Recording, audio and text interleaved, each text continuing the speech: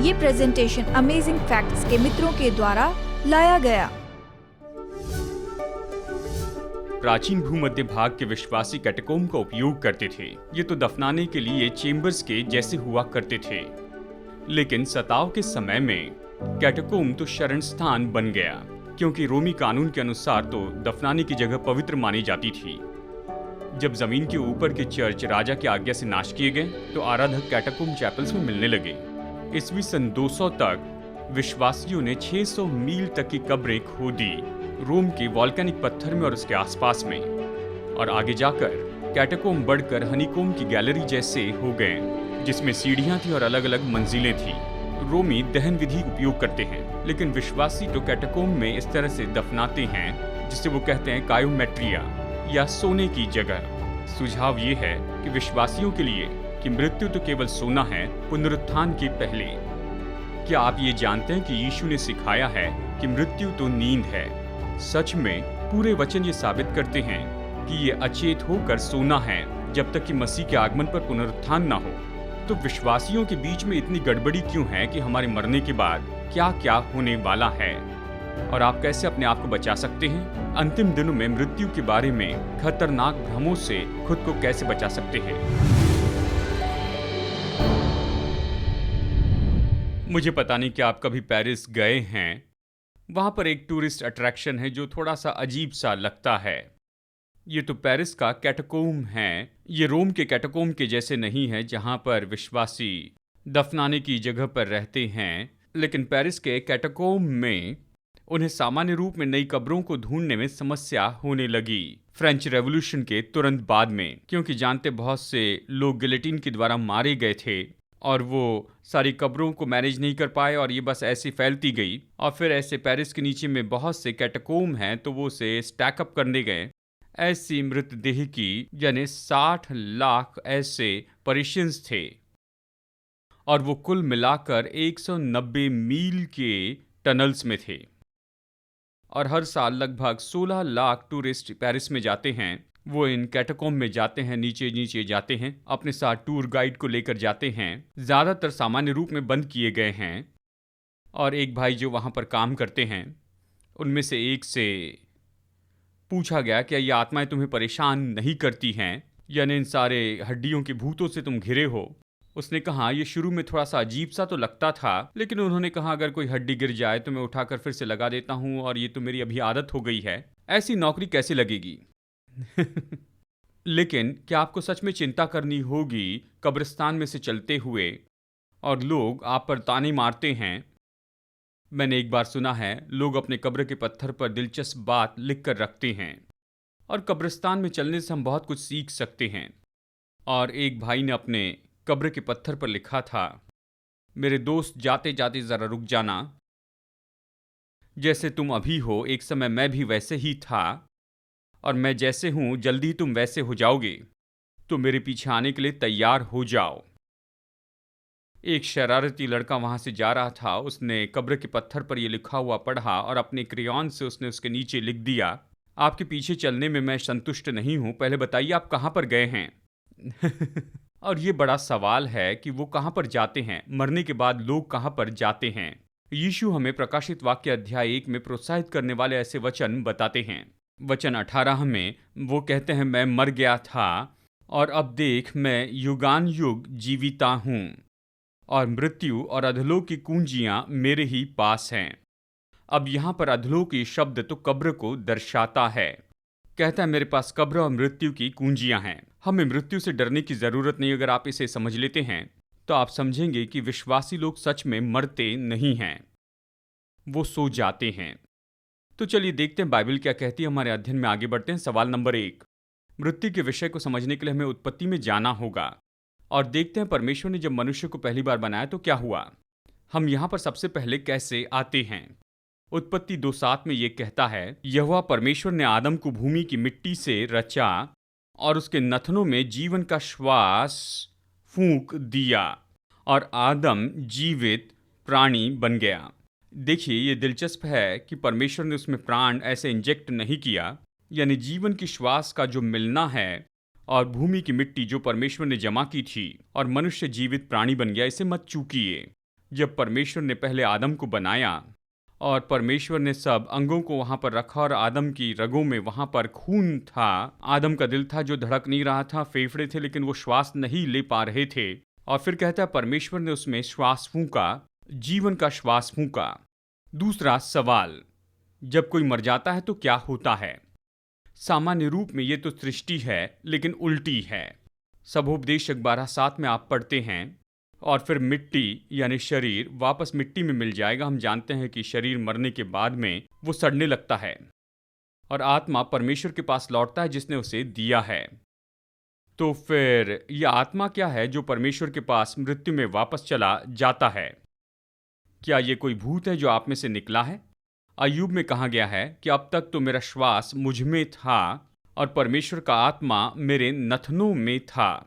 शायद हो सकता है आपने कभी इस तरह से नहीं सोचा, आपका प्राण तो आपके पास में है, परमेश्वर का आत्मा आपके नथनों में है। इसका मतलब क्या है?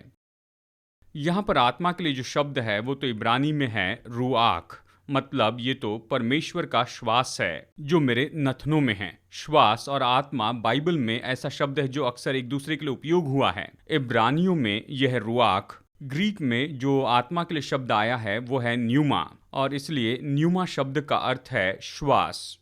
तो बहुत से लोगों ने इसकी जगह पर आत्मा शब्द रखा। श्वास ऐसा शब्द है जैसे मानो आप में से कोई भूत निकल गया हो। और फिर कहूं शरीर तो आत्मा के बिना मरा हुआ है। यहाँ पर आत्मा जो शब्द है याकूब 2 में, ये श्वास है। श्वास के बिना शरीर मरा हुआ है। सब श्वास लेते हैं हमारे संसार में। मछली भी श्वास लेती है, मशरूम भी श्वास लेते हैं। श्वास के बिना कोई जीवन नहीं है। हमारे संसार में जो कि जीवन है, उनकी हर एक सेल वो हवा खींचते हैं। हम उसे कहते हैं श्वास लेना, नहीं तो मर जाएंगे। तो फिर प्राण क्या है? बाइबल कहती है प्राण, तो सब लोग ये सोचते हैं ये तो तितली के जैसा भूत है, ये कॉटन कैंडी के जैसे है और ये कोई एक ऐसा प्राणी है। लेकिन देखिए, ये बाइबल ऐसे नहीं सिखाती है। तो प्राण क्या है? उत्पत्ति 2:7, तब यहोवा परमेश्वर ने आदम को भूमि की मिट्टी से रचा और उसके नथनों में जीवन का श्वास फूंक दिया और आदम जीवित प्राणी बन गया। दो चीजों को मिलाकर ये प्राण बन गया। उदाहरण के लिए कहिए कि मेरे पास में एक बक्सा है, लकड़ी का बक्सा है, और ये बनाया गया है लकड़ी और कीलों से। मैंने लकड़ी को कीलों से जड़कर वहां पर बक्सा बनाया। दो चीजों से, लकड़ी और कील से बक्सा बना। तो अब मैं हथौड़े से उन सारे कील को निकाल लेता हूं और उसे यहां पर रख देता हूं, और लकड़ी के उन छोटे टुकड़ों को लेकर एक तरफ रख देता हूं। मेरे पास यहां पर कील है, यहां पर लकड़ी है, तो बक्सा कहां है? जब आप दोनों को अलग करते हैं तो बक्सा बक्सा नहीं रहता है। आप जब प्राण होते हैं तो इसका यही तो मतलब है। जब आप जीवन की श्वास को अलग कर देते हैं अपने शरीर से, तो आप प्राण नहीं रखते हैं। आपका प्राण जो कुछ भी अनुभव करता है वो तो केवल आपके शरीर में ही करता है। और ये विचार कि आपके अंदर एक छोटा भूत है, आपके मरने के बाद वो घूमते रहता है, ये बाइबल में नहीं है। सवाल है, बड़ा सवाल है, क्या प्राण मरते हैं? क्या प्राण मर सकता है? लोग कहते हैं प्राण तो अमर है। चलिए देखते हैं बाइबल क्या कहती है। यहेजकेल 18:4, जो प्राणी पाप करे, देखिए ये क्या कहता है, उसका क्या होगा? इसलिए जो प्राणी पाप करे वही मर जाएगा, यानी मृत्यु है। केवल परमेश्वर ही अमर है, इसलिए आपका प्राण अमर नहीं रह सकता है। प्रकाशित वाक्य अध्याय 16 में आप देखते हैं, ये तो एक मरी के बारे में कहता है कि उसमें हर एक प्राण मर गया। यहां प्राण जो शब्द है ये तो हर एक जीवित प्राणी के बारे में कह रहा है। जैसे सबोपदेशक में ये कहता है कि देह जो है वो तो वापस मिट्टी में मिल जाती है और आत्मा परमेश्वर के पास जाता है जिसने उसे दिया है। ये आत्मा क्या है जो परमेश्वर के पास लौट गई है? संसार का हर एक प्राणी अपना जीवन परमेश्वर से पाता है, और जब भी कोई प्राणी मरता है और जीवन परमेश्वर के पास लौट जाता है। देखिए, ऐसी कोई बात नहीं कि तितली और मछली आपस में बातें कर रही है, सोच रहे हैं कि ये तो सब छोटे छोटे भूत हैं। बस यही जीवन की सामत प्रभु के पास लौटती जिसने उसे दिया है। हम अंधविश्वास में बाइबल में बहुत कुछ ऐसी पढ़ते हैं जो कि वहां पर है ही नहीं। क्या अच्छे लोग मरने के बाद स्वर्ग में जाते हैं? बाइबल ये कहती है, अय्यूब 17:1, मेरे प्राण निकलने पर मेरे लिए कब्र तैयार है। वो सोते हैं, वो कब्र में सो जाते हैं। और फिर से पतरस यहां पर कहता है, भाइयों मैं तुमसे हमारे पूर्वज दाऊद के बारे में स्पष्ट कह दूं कि वो तो सो गया है और गाढ़ा गया है, और आज भी उसकी कब्र हमारे साथ यहां पर है। अब अच्छे राजा दाऊद के बारे में कह रहा हूं, जिसने गोलियत को मारा। अगर बाइबल पर विश्वास करते हैं तो मानते होंगे कि दाऊद का उद्धार हुआ है, दाऊद बचाया जाएगा। दाऊद 3000 साल पहले मरा, मसीह के 1000 साल पहले। अच्छा मनुष्य, अच्छा राजा। और 1000 साल के बाद में पेंटिकोस्ट के दिन पतरस यहां पर प्रचार कर रहा है। क्रूस के बाद, यीशु के स्वर्गारोहण के बाद में वो कहता है, राजा दाऊद के बारे में मैं तुम्हें बता दूं कि वो सो गया, वो मर गया, उसकी कब्र यहां पर है और लोग उसे देख सकते थे यरूशलेम के बाहर। वो आज भी है, मैं उसे देख चुका हूं।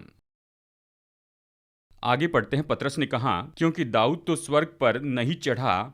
प्रेरित इससे भी उत्तम तरीके से कैसे कह सकते? वो तो कहता है कि वो मर गया है, वो गाड़ा गया, उसकी कब्र यहां है और वो स्वर्ग में नहीं है।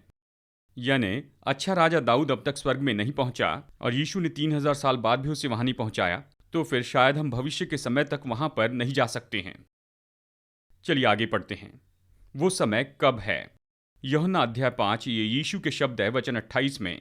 जब प्रभु वापस लौट आएंगे तो जितने कब्र में हैं वे उसका शब्द सुनकर निकल आएंगे। ये पुनरुत्थान है। कितने लोग जानते हैं कि उस समय पुनरुत्थान होगा? पुनरुत्थान तक लोग कब्र में से बाहर नहीं आएंगे। यही तो पुनरुत्थान का उद्देश्य है। कहीं मत जाइए दोस्तों, हम जल्द ही लौट कर आएंगे आज के प्रेजेंटेशन को पूरा करने के लिए। क्या आपके दोस्तों ने आपसे पूछा है, अगर परमेश्वर भला है, प्रेमी है, तो बुराई क्यों है, निर्दोष क्यों दुख उठाते हैं? हमारे पास में एक बहुत ही सामर्थ्य ऐसे डीवीडी डॉक्यूमेंट्री है जो हम आपको मुफ्त में भेजेंगे। इसका नाम है कॉस्मिक कॉन्फ्लिक्ट। ये अद्भुत फिल्म पाप की शुरुआत के बारे में बताती है, लूसीफर के बलवे के बारे में बताती है, हमें समझने में मदद करती है कि आज संसार में बुराई क्यों है। सबसे जरूरी है कि आप कैसे पाप पर विजय पा सकते हैं। अपनी डिजिटल कॉपी पाने के लिए स्क्रीन पर दी वेबसाइट पर जाइए और इसे अपने कंप्यूटर या मोबाइल पर डाउनलोड कीजिए और इस महत्वपूर्ण स्रोत को देखने के बाद अपने दोस्तों को दीजिए। तो आइए आज के प्रेजेंटेशन में वापस चलते हैं और परमेश्वर के वचन से अमेजिंग फैक्ट्स देखते हैं। मृत्यु के बाद में कौन कितना समझ पाता है। यानी ऐसा नहीं कि मरने के बाद लिम्बो में हो गए या फिर परगेटरी में या अब्राहम की गोद में। देखिए, ये सब लोगों ने इस तरह से कहा है कि ये तो वेटिंग रूम है स्वर्ग या नरक के लिए, और बाइबल ये नहीं सिखाती है।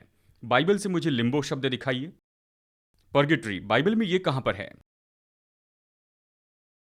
ये नहीं है। देखिए, यानी ये तो केवल मनुष्य ने बनाई हुई है। सबोपदेशक 9, 5, 6, 10 बहुत सी जगह पर आप देख सकते हैं। आप बाइबल पर विश्वास करते हैं ना? ये इस तरह कहती है, मरे हुए कुछ नहीं जानते। इससे बढ़कर और स्पष्ट नहीं, ये डिक्शनरी की परिभाषा जैसे है। और न उनको कुछ और बदला मिल सकता है, क्योंकि उनका स्मरण मिट गया है और उनका प्रेम और उनका बैर और उनकी डाह नष्ट हो चुकी है। और अब जो कुछ सूर्य के नीचे किया जाता है उसमें सदा के लिए उनका कोई भाग न होगा। सूर्य के नीचे यानी इस जीवन में, इस पृथ्वी पर लोग मरने के बाद किसी को सताने के लिए भूत बनकर नहीं आते। वो कुछ नहीं जानते हैं। इस संसार में जो कुछ भी हो रहा है उसके साथ उनका कोई भी संबंध नहीं है। वो मरे हुए के बारे में ये कहता है कि उसका बेटा आदर पाएगा और वो उसे नहीं जानेगा।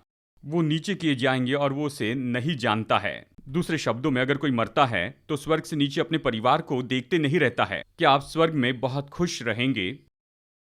यदि आप नीचे की सारी परेशानी देख रहे हैं, यानी आपका परिवार जिसमें से जा रहा है या आपके बच्चे जिसमें से होकर जा रहे हैं, तो क्या स्वर्ग का आनंद उठा पाएंगे जबकि इस पृथ्वी के सारे दुखों को देख रहे हैं? ये कहता है स्वर्ग के लोगों में कोई दर्द नहीं है, कोई दुख नहीं है, और वो इन सारी पीड़ा में से होकर नहीं जा रहे हैं कि देखें यहाँ पर क्या हो रहा है।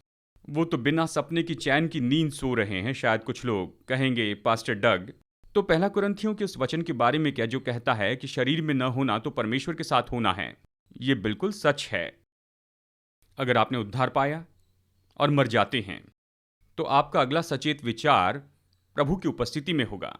यीशु इस अचेतता के बारे में कहते हैं, मरकर अचेत होना ये सोना है। यूहन्ना 11 वचन 11 से 14 में, कि वो कब तक सोते रहेंगे। तो मनुष्य सो जाता है और वो तब तक सोया रहता है। स्वर्ग में जाने तक कुछ पल पहले हमने इसके बारे में भी पढ़ा है। और ये स्वर्ग कब नहीं रहेगा कि प्रभु का वो दिन आएगा जब ये जो स्वर्ग है ये टल जाएगा। यानी वो तब तक सोएंगे जब तक कि आकाश टल न जाए, जब तक कि आकाश हट न जाए। ये प्रभु का दिन है जो रात को चोर जैसे आता है। यानी प्रभु के आने पर जो मरे हुए हैं वो जी उठेंगे। वो अब तक नहीं जी उठे हैं। जहां तक कि उनके बारे में कहा जाए तो वो समय के बारे में सचेत नहीं हैं। उनके मरने के बाद पुनरुत्थान तो होगा, क्योंकि और बाद में वो जानेंगे। लेकिन हम उस समय में जहां ये अब तक नहीं हुआ है। जैसे आदम में सब लोग मर गए, वैसे ही मसीह में सब लोग जीवित रहेंगे। यानी सब आदम में मर जाते हैं। हमारे पास में ये शारीरिक देह है, आदम मर गया। परमेश्वर ने कहा जिस दिन तू ये फल खाएगा तो निश्चय ही मर जाएगा। आदम आत्मिक रूप में मर गया और शारीरिक रीति से वो मरना शुरू हो गया जिस दिन पाप किया उस दिन से। लेकिन हर एक मनुष्य अपने ही क्रम में, मसीह जो कि पहला फल है, ये नया नियम है, वो कब जिलाए जाएंगे, यानी मसीह जो पहला फल है और फिर उसके बाद जो मसीह के हैं वो, और क्या कहता है, उसके आने पर वो कब जी उठेंगे। देखिए हम सब मरेंगे, लेकिन बाद में जो मसीह के हैं उसके आगमन पर तब वो जीवित किए जाएंगे। समझ गए तो कहें आमेन। ये मेरे लिए स्पष्ट है। यीशु ने स्पष्ट कह दिया कि हमारा मित्र लाजर तो सो गया है। फिर वो चेलों को बताते हैं, जब चेलों ने कहा ये अच्छा है वो बीमार है, थोड़ा सो जाए, तो नहीं, लाजर मर गया है। यीशु ने कहा मैं चिन्हों के शब्दों में कह रहा हूं, लाजर तो मर गया है। फिर वो लाजर को जिलाने के लिए कब्र के पास जाते हैं। उसे मरकर 4 दिन हो गए थे। और मार्था ने कहा प्रभु ये ठीक नहीं होगा। यीशु ने कहा तुम पत्थर लुढ़का दो। और मार्था ने कहा अभी तो बदबू आ रही होगी, उसे मरकर 4 दिन हो चुके हैं, यानी मृत्यु कोई अच्छी बात नहीं है। प्रभु ये तो अच्छी बात नहीं होगी, बहुत बदबू आएगी। लेकिन प्रभु ने कहा तुम पत्थर लुढ़का दो। जब पत्थर लुढ़काया तो शायद बदबू आई होगी, लेकिन यीशु ने कहा, ये कहकर उसने बड़े शब्द से पुकारा, हे लाजर निकल आ। और अचानक उस कब्र के दरवाजे के अंधियारे में वो वहां से लड़खड़ाते हुए निकलने लगा, मम्मी के जैसे कपड़ों में लिपटा हुआ था। यीशु ने कहा उसे खोल दो। लाजर जी उठा था। अब सवाल ये है, बहुत से विश्वासी ये सिखाते हैं कि आपके मरने के तुरंत बाद आप स्वर्ग में जाते हैं, न्याय के पहले, पुनरुत्थान के पहले। क्या आपने ये सुना है? ये एक झूठी शिक्षा है, चाहे ये कितनी भी विख्यात क्यों ना हो। बाइबल के अनुसार ये नहीं है। चलिए मैं आपको बताऊं, लोग यही तो सोचते हैं। देखिए बाइबल में कुल मिलाकर 12 पुनरुत्थान हैं। यदि आज इस संसार में कोई मुर्दा जीवित हो जाता है, यानी बिल्कुल प्रमाणित पुनरुत्थान, मरकर 4 दिन हो गए थे, डॉक्टर ने कहा कि ये मर गए हैं, बेजान होकर मर गए हैं, ब्रेन वेव्स नहीं है, 4 दिन के बाद कब्र खोलते हैं, कब्र से बदबू आती है और ये जिंदा हो जाता है। तो उस समय की हर एक न्यूज एजेंसी वहां पर अपने रिपोर्टर्स को भेजेंगी और वो उनके सामने माइक्रोफोन रखकर ये कहेंगे उस पार का जीवन कैसा था, तुमने क्या देखा और तुमने क्या अनुभव किया है। ठीक है, तो बाइबल के इन 12 पुनरुत्थान में ये कैसे हो सकता है कि उनमें से एक भी ये नहीं बताते कि उस पार उन्होंने क्या अनुभव किया, क्योंकि उन्होंने कुछ भी अनुभव नहीं किया। यानी कल्पना कीजिए ये कितनी बुरी युक्ति होगी। लाजर मर गया है, वो स्वर्ग में है, स्वर्गदूतों के साथ में है, जीवन के पेड़ का फल खाने के लिए हाथ बढ़ा रहा है, अचानक कब्र के कपड़े में आता है, कहता है धन्यवाद यीशु, मैं इसकी सराहना करता हूं, मैंने सोचा तुम्हें जिला दूं, तुम तो मेरे मित्र हो, तुम्हें वापस लाकर तुम्हारा पुराना शरीर दे दूं। ओ ये तो, या वो नरक में जल रहा था और अचानक यीशु ने लाया, जिंदा होकर वो कहता है वहां बहुत गर्मी थी, प्रभु धन्यवाद हो।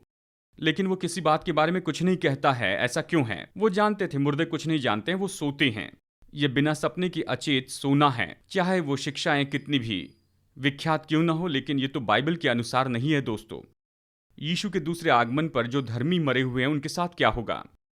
1 कुरिन्थियों 15 कहता है कि वो क्षण भर में पलक मारते ही अंतिम तुरही फूंकते ही होगा, प्रभु के आने पर तुरही फूंकी जाएगी, क्योंकि तुरही फूंकी जाएगी और मुर्दे अविनाशी दशा में उठाए जाएंगे। ये उद्धार पाए हुए मरे हुए लोग हैं। ये पहले पुनरुत्थान के भागी होंगे कि ये नाशवान देह ये वहां पर तो नहीं होगी। नाशवान देह अविनाश को पहन ले, महिमा में देह को, और मरणहार देह यानी हम मरणहार हैं, अमरता को पहन ले। हम कब अमरता को पाएंगे? ये तब होगा जब प्रभु वापस आएंगे।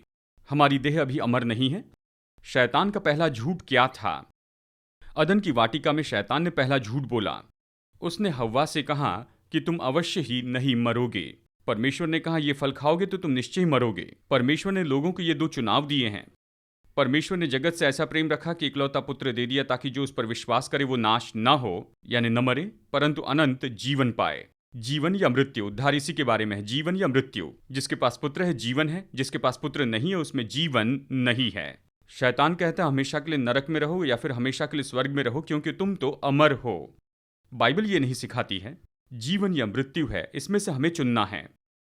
सर्प ने कहा तुम नहीं मरोगे, यानी तुम तो भूत बन जाओगे या फिर से दूसरा अवतार लोगे। ये ऐसे विचारधाराएं हैं। ये पुराना सांप जिसे शैतान कहते हैं, जो संसार को भरमाता है, वो सर्प है और उसने यही तो हव्वा से कहा कि तुम नहीं मरोगी। क्या शैतान आज भी यही कहता है? ये दुख की बात है, आज शैतान यही तो बहुत से पुलपिट के द्वारा कह रहा है कि लोग सच में नहीं मरेंगे। वो भूत बन जाएंगे, आत्मा होंगे, या स्वर्गदूत बन जाएंगे, या फिर दूसरा जन्म लेंगे, या फिर किसी और दूसरे संसार में वो ऐसे पहुंचाए जाएंगे। उनकी थ्योरी के लिए कोई सीमा नहीं है। नंबर 8, मृत्यु के बारे में शैतान ने हव्वा से झूठ क्यों कहा? क्या ये विषय जैसे लोग सोचते उससे ज्यादा महत्वपूर्ण नहीं है? और फिर ये कहता है, तुम तो ऐसे माध्यम को ढूंढते रहते हो और फुसफुसाते हो और बुड़बुड़ाते हो। कुछ लोग ऐसे जादूगरों के पास में जाते हैं, चाहते हैं कि वो उनके लिए कुछ कहे, और किसी तरह से वो चाहते हैं कि जो मरे हुए लोग हैं उन्हें वापस बुलाए और उनसे बातें करें। परमेश्वर कहते हैं, क्या प्रभु के लोग परमेश्वर को न खोजें? क्या वो जीवित के बजाय मुर्दे को ढूंढते रहें? परमेश्वर कहते हैं, तुम मुर्दों से क्यों बातें करना चाहते हो? और ऐसी गलत शिक्षाएं इससे भरी हैं। पहला तीमुथियुस 4:1 में पौलुस कहता है कि लोग विश्वास से बहक जाएंगे, लोग भरमाने वाली आत्माओं और दुष्ट आत्माओं की शिक्षाओं पर मन लगाएंगे। हमारे संसार में, यहाँ तक कि हमारी चर्च में ऐसे बहुत से लोग हैं जो आत्माओं के द्वारा भरमाए गए हैं। वो कहते हैं, मुझे पता है बाइबल ये कहती, लेकिन एक आत्मा ने मुझसे ये कहा है। बहुत से लोग हैं जो परमेश्वर पर विश्वास नहीं करते लेकिन दुष्ट आत्माओं पर विश्वास कर लेते हैं। परमेश्वर पर विश्वास नहीं करते लेकिन मुर्दों से संपर्क करना चाहते हैं। आत्मावाद पर विश्वास करते हैं। यही तो बात है। मृत्यु के बाद जीवन। विज्ञान मृत्यु के पास के अनुभव के बारे में देख रहा है। मृत्यु के पास का अनुभव, कई बार इसे कहते हैं NDE कहते हैं। ऑपरेशन टेबल पर कहिए कोई मर जाता है, कहिए कि वो मर जाते हैं, मानते हैं कि वो मर गए हैं, दिल की धड़कन बंद हो जाती है, दिमाग को ऑक्सीजन नहीं मिलता है, फिर वो ये अनुभव पाते हैं कि वो अपने शरीर से बाहर निकल गए हैं, और वो ऑपरेशन टेबल के ऊपर में मंडराते रहते हैं, सुन सकते हैं कि वहां पर क्या हो रहा है, और वो इस तरह के अजीब से अनुभव प्राप्त करते हैं। और कुछ डॉक्टर ने इसके बारे में कुछ रिसर्च किया, कार्बन डाइऑक्साइड के बारे में और शरीर के बाहर का अनुभव, OBD अनुभव। एक एक्सपेरिमेंट में एक डॉक्टर लॉडिसिलस हैं, मडूना, उन्होंने 30% कार्बन डाइऑक्साइड और 70% ऑक्सीजन किसी को दिया, और फिर उसके बाद में उन्होंने कहा, मुझे ऐसे महसूस हो रहा है जैसे मैं खुद को नीचे देख रहा हूँ, जैसे लगा मैं मानो ऊपर आसमान में हूँ, मुझे लगा कि मैं अलग हो गया हूँ। खैर वो मरे नहीं, किसी का सिर कट गया और वो वापस जिंदा हुए, ऐसे कोई दिखाइए तो मैं प्रभावित हो जाऊंगा। ऐसा नहीं होता है, खास करके उनके दिल की धड़कन बंद हो जाती, यही होता है। क्या शैतान सच में चमत्कार कर सकता है? ये कहता है, ये तो शैतान की आत्माएं हैं जो कि चमत्कार करती हैं। और फिर वो कहता है, मैं आगे जाऊंगा और उसके भविष्यवक्ताओं में मैं झूठ बोलने वाली आत्मा बनकर रहूंगा। क्या शैतान चिन्ह चमत्कार कर सकता है? क्या भरमा सकता है? ये कहता है कि अंतिम दिनों में ऐसे झूठे मसीह उठ खड़े होंगे और झूठे भविष्यवक्ता आएंगे, और वो क्या करेंगे? और वो बड़े बड़े चिन्ह चमत्कार दिखाएंगे कि यदि संभव हो तो चुने हुए को भी वो भरमा दे। प्रभु ने कहा, मैंने तुम्हें पहले ही बताया है। तो हमें अंतिम दिनों के इस विषय को समझना क्यों जरूरी है? क्योंकि शैतान मृत्यु के बारे में गलत समझ को लेकर आएगा कि बहुत से लोगों को भरमा दे। प्रकाशित वाक्य 18:23, तेरे टोने से सब जातियां भरमाई गई थी। एक कहानी है एक स्त्री की। मैं सोचता हूं वो तो उस समय सैन फ्रांसिस्को में रहती थी, वियतनाम के युद्ध के समय में।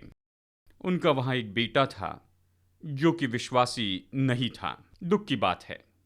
और एक दिन उन्हें मेल में एक बहुत ही बुरी खबर मिली, और जब उसने उसे खोला तो उसके हाथ कांपने लगे, क्योंकि वो जानती थी स्टेट डिपार्टमेंट से आया है, हमें ये बताते हुए खेद हो रहा है कि आपका बेटा मिल नहीं रहा है, हमें लगता है वो मर गया है। और वो पूरी तरह से टूट गई। उनका इकलौता बेटा था और ये तो एक अच्छी विश्वासी थी, और इस तरह का अनुभव था कि जैसे वो मर गया है या फिर कहीं खो गया है।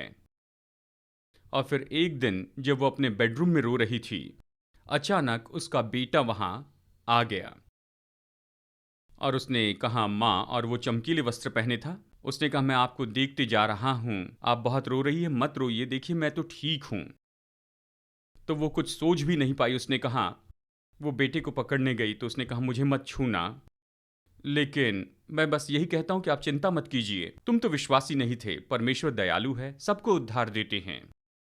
लेकिन बाइबल ऐसे तो नहीं कहती है। खैर, बाइबल में ये चेतावनी दी गई है कि लोगों को सही जीवन जीने के लिए प्रोत्साहित करे। प्रभु दयालु है, कोई नरक में नहीं जाने वाला है। और वो उन्हें ये सब कुछ बताने लगा जो कि बाइबल के अनुसार नहीं था, और ये पूरी तरह गड़बड़ी में आ गई। और वो उसके सामने कई बार आया और ऐसे दिखाई देता था वो उसे तसल्ली देने के लिए आ रहा है। और मैं आपको बताऊं, वो तो अपने चर्च में एक लीडर भी थी। उसे पता नहीं था मैं क्या करूं। एक दिन दरवाजा खटखटाया और उसने देखा तो वहां पर बेटा था। अब वो तो सेना का यूनिफॉर्म पहनकर आया था। तुम ऐसे बार बार क्यों प्रकट हो रहे हो? इस समय तो यूनिफॉर्म पहनकर आए हो। उसके बेटे ने कहा, मां क्या कहा? मुझे देखकर खुशी नहीं हुई?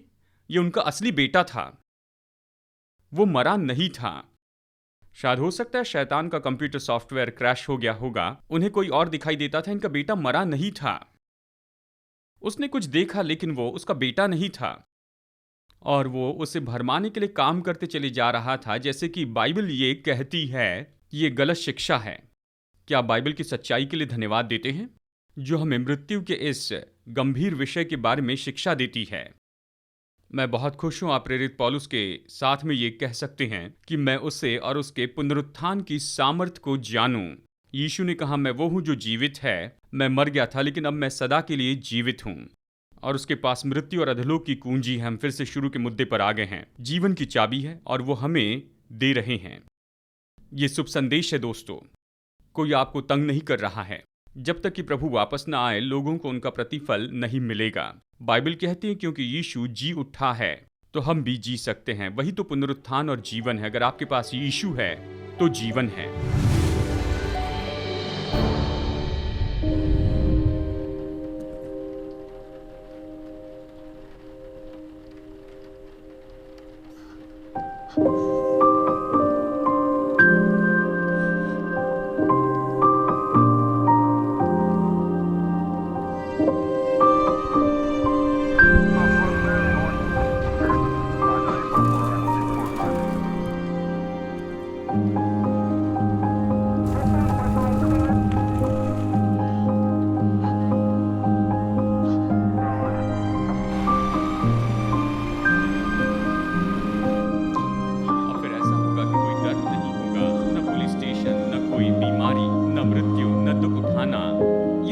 बात है दोस्तों, हमारे संसार का ये दुख तो परमेश्वर की योजना के अनुसार नहीं था। वो सब कुछ अपनी असली योजना में वापस लेकर आएगा। धन्य है जो मन के दीन है, वो स्वर्ग के राज्य के वारिस होंगे। क्योंकि मैं भूखा था और तुमने मुझे खाने के लिए दिया। मेरे इन छोटे से छोटे भाइयों के लिए तुमने जो कुछ भी किया है वो तुमने मेरे लिए किया है।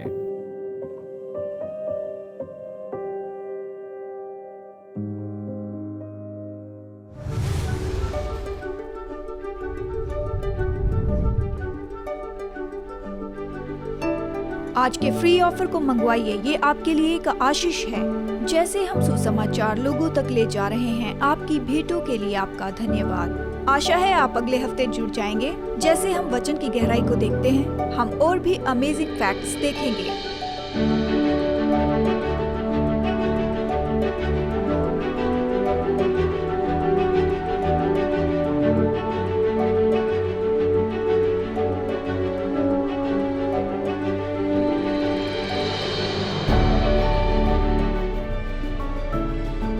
ये प्रेजेंटेशन अमेजिंग फैक्ट्स के मित्रों के द्वारा लाया जा रहा है।